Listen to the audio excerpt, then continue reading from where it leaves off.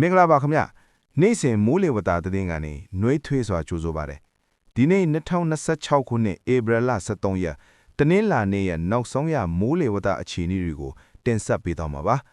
မိုးလေဝသနဲ့ဇလဗေဒညွှန်ကြားမှုဦးစီးဌာနကနေဒီနေ့ညနေ9:00နာရီမှာတရားဝင်ထုတ်ပြန်ထားတဲ့သတင်းအချက်အလက်တွေကိုအားလုံးသိရအောင်ကျွန်တော်နဲ့အတူဆက်ပြီးနားဆင်ပေးကြအောင်ခင်ဗျာ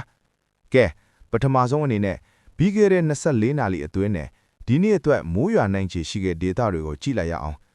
ကချင်ပြည်နယ်မှာတော့နေရာကျဲကျဲစစ်ကိုင်းတိုင်းဒေသကြီးအထက်ပိုင်းနဲ့တနင်္သာရီတိုင်းဒေသကြီးတို့မှာနေရာကွက်ကြားမိုးထက်ချုံရွာနိုင်ပါတယ်ခင်ဗျာ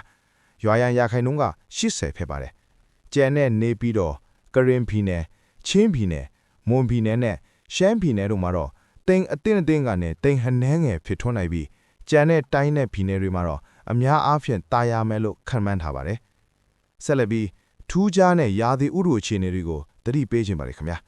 လက်ရှိမှာဘင်္ဂလားပင်လယ်အော်အခြေအနေကိုကြည့်ရင်ဘင်္ဂလားပင်လယ်အော်အရှိအလယ်ပိုင်းမှာမုန်တိုင်းငယ်တစ်လုံးတည်ရှိနေပါတယ်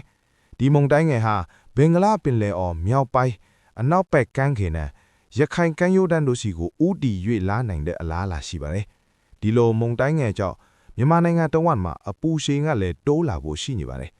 အထူးသဖြင့်စစ်ကိုင်းတိုင်းမန္တလေးတိုင်းမကွေးတိုင်းပဲခူးတိုင်းရန်ကုန်တိုင်းအေရဝတီတိုင်းရှမ်းပြည်နယ်ချင်းပြည်နယ်နဲ့ရခိုင်ပြည်နယ်တို့မှာနေ့အပူချိန်တွေတိတိတသားမြင့်တက်လာနေပါတယ်။ဒါကြောင့်အပြင်ထွက်တဲ့အခါအပူဒဏ်ကတတိပြုတ်ကြဖို့နဲ့ရေများများတောက်ဖို့တိုက်တွန်းလိုပါတယ်ခင်ဗျာ။နောက်ဆုံးအနေနဲ့ပင်လယ်ပြင်အခြေအနေကိုကြည့်လိုက်ရအောင်ပါ။မြမကမ်းရိုးတန်းတစ်လျှောက်နဲ့ကမ်းလွန်ပင်လယ်ပြင်တို့မှာ